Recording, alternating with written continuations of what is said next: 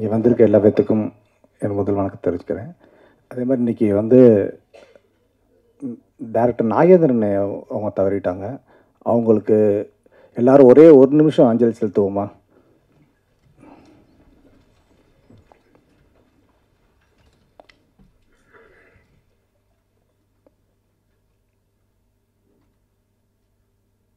Thank you sir.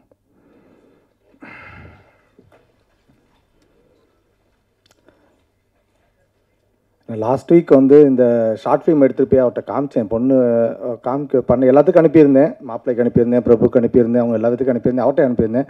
எனக்கு ரொம்ப பிடிச்சிக்கிடா அப்படின்னு சொல்லிட்டு உடனே வெங்கட் பிரபுக்கு ஃபோன் பண்ணி, நண்பா இந்த ஷார்ட் ஃபிலிமை பாரு, மிரட்டி வச்சுருக்க அவர் புது பொண்ணு. அவரும் இப்போ மாப்பிள்ளை சொன்ன மாதிரியும் பிரபு சொல்ல மாதிரியும் அவர் தான் சொல்ல, பாலச்சந்தர் இருந்தாருன்னு வச்சுக்குவேன், ரொம்ப பொறாமப்படுவார் அவன் மோளை பார்த்து அப்படின்னாரு. அண்ணே அப்படிலாம் ஒன்றும் கிடையாதுண்ணே, அவர் ஏதோ பண்ணியிருக்கானே அப்படின்னா. இல்லை அப்படின்னாரு. சரி எல்லாம் பேசிட்டு இன்றைக்கி காலைல ஃபங்க்ஷனுக்கு வரது, நேற்று நைட் வரைக்கும் என்கிட்ட பேசினார். இன்றைக்கி காலைல பார்த்தா ஹார்ட் அட்டாக்ல தான் ஆகிட்டார். அதனால தான் ஃபஸ்ட்டு சொன்னேன். தேங்க்ஸ். அதே மாதிரி இங்கே நான் கூப்பிட்டதுக்காக எல்லாத்துக்கும் நன்றி. கரிஷ்மா, அது ஃபஸ்ட்டு நான் கரிஷ்மாவுக்கு ஒன்றே ஒன்று தான் சொல்லிக் கொடுத்தேன். இன்றைக்கி காலையில் கூட வரப்போகும்போது, சினிமாவுக்கு ரொம்ப முக்கியம் ப்ரொடியூசர்ஸ். ஒரு ப்ரொடியூசர் இல்லாமல் எந்த டெக்னீஷியனுமே இது உருவாகவே முடியாது. அதனால் உனக்கு இந்த ஸ்டேஜ்லேருந்து ஆரம்பித்து உனக்கு எவ்வளோ பெரிய ஸ்டேஜ் நீ போனாலும் நீ முதல்ல தயாரிப்பாளர்களை மதிக்கணும். ஒரு தயாரிப்பாளர் இல்லைன்னா இங்கே என்னென்ன கஷ்டம்னு எங்களுக்கு எல்லாத்துக்கும் தெரியும். ஏன்னா ஒரு தயாரிப்பாளராக எவ்வளோ கஷ்டப்படுறாங்க, ஒவ்வொருத்தரும் எவ்வளோ போராடுறாங்கன்னு தெரியும். அதனால் ஃபஸ்ட்டு தேங்க்ஸ் டு அனன்யா.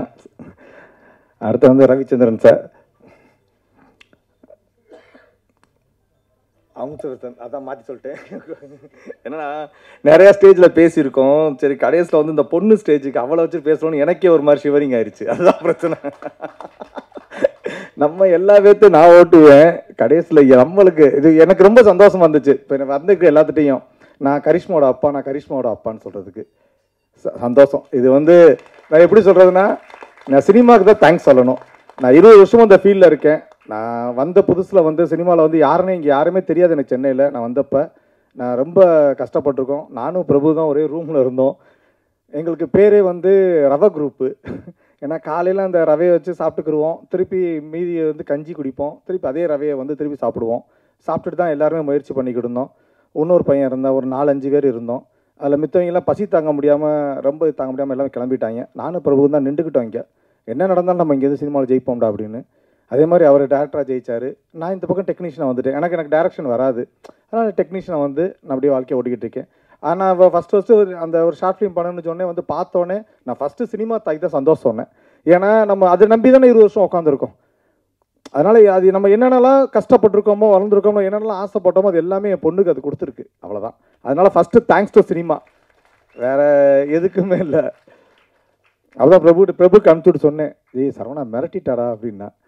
சரி இல்லை பிரபு, ஏன்னா ஃபஸ்ட்டு எடுத்துகிட்டு காமிக்க நான் ஃபஸ்ட்டு எடுக்க போகிறேன்னா, இப்போ நான் முடிச்சு தான் உங்கள்கிட்ட காமிப்பேன்னா காமிச்சோடனே பார்த்தோன்னே சத்தியமாக மிரண்டுறேன். நான் எப்பயுமே சொல்லுவேன், நிறைய அசிஸ்டன்ட் டேரக்டர் வர்றாங்க. நான் ஒரு 300-500 படத்துக்கு மேலே வேலை பார்த்துருக்கேன். அது எல்லோரும் அசிஸ்டன்ட் டேரக்டர் பேச போகும்போது எனக்கு படங்கள்லாம் காமிப்பாங்க. ஃபஸ்ட்டு நாங்கள் என்ன பார்ப்போம் அப்படின்னா, டிஸ்ட்ரிபியூட்டராக இதெல்லாம் இருக்க போகும்போது அந்த சினிமா லாங்குவேஜ் அந்த ஸ்க்ரீனில் இருக்கான்னு பார்ப்போம். அந்த ஸ்க்ரீனில் இருக்கிறதுக்கு நம்மளுக்கு ஒரு இன்ட்ராக்ஷன் இருக்கணும், ஒட்டணும். நம்ம அந்த கேரக்டரோட கனெக்ட் ஆகணும், அந்த கேரக்டர் அழுதாமல் அழுகணும், அந்த கேரக்டர் சிரிச்சா நம்ம சிரிக்கணும், அப்படி கனெக்ட் ஆகணும். அந்த கனெக்ஷன் இருந்துச்சு. சத்தியம் எனக்கு ஆச்சரியம், புல் அரிச்சிருச்சு. என்னடா உனக்கு அப்போ கேட்டேன், நான் இதே மாப்பிள்ளை கேட்டேன், அதே தான் கேட்டேன். இங்கே வா, உனக்கு முதல்ல எனக்கு என்னடா சார் இவ குழந்தை மாதிரி தான், நம்ம இன்னும் பாப்பா தான் கூப்பிடுவேன் வீட்டில். நான் குழந்தைன்னு சொல்லி இருக்கும்போது ப்ராஸ்டியூஷனை பற்றி ஒரு படம் எடுத்திருக்கா. சரி அப்போ கூப்பிட்டு கேட்டேன், உனக்கு ப்ராஸ்டியூஷன் முதல்ல என்னன்னு எப்படி தெரியும்? ஏன்னா அதில் உள்ள வச்சிருக்க டயலாக் 20 நிமிஷம் ஆச்சு வெளியே போடுவாங்க. அதை ஒரு அப்பாவாக பார்க்கும்போது எனக்கு பக்குன்னு இருந்துச்சு. உனக்கு எப்படி இந்த டைலாக் தெரியும், உனக்கு இந்த விஷயங்கள்லாம் எப்படி தெரியும் கேட்கும்போது அப்போ அதான் சொன்னேன், இல்லைப்பா கேஜின்னு ஒரு டாக்குமெண்ட்ரி பார்த்தேன். அந்த டாக்குமெண்ட்ரியில் பெண்களை கல்கட்டாவில் ரொம்ப இந்த மாதிரி ப்ராஸ்டியூஷன் அடைச்சி வச்சாங்க. மும்பை மாதிரி அங்கே அதில் கேஜில் அடைச்சி வச்சுருப்பாங்களாம். அதை பற்றின ஒரு டாக்குமெண்ட்ரி பார்த்தோன்னே எனக்கு அதுலேருந்து தான் அப்போ உருவாச்சுன்னா. சரி ரைட் ஓகே, அப்போ நீ அப்போ உனக்கு நீ இனிமேல் சமூக சிந்தனை இருக்க படங்கள் தான் எடுக்கிறதுக்காக நீ வந்திருக்க. ஏன்னா இதை விட்டுறாத.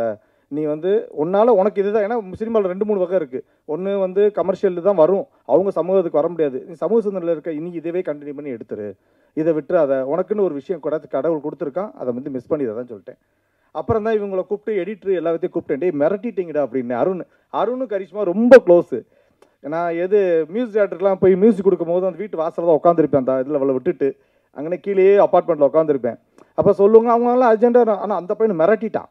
அதே மாதிரி ராம் நிஷாந்த் இவங்க 2 பேருமே நாங்கள் இதாக சொல்லுவோம்ல, மாப்பிள்ளையெல்லாம் வந்து நாங்கள் ஃபஸ்ட்டு படத்துக்குலாம் முன்னாடி நாங்கள் ஒரு படம் கிடைக்கிறதுக்கு அவ்வளோ கஷ்டப்பட்டுருக்கோம். ராம் நிஷாந்த் நீங்கள் கவலையே படாதீங்க, கண்டிப்பாக நீங்கள் நல்லா அடிக்கிறீங்க, உங்களுக்கு படம் கிடைக்கும், யோசிக்காதீங்க.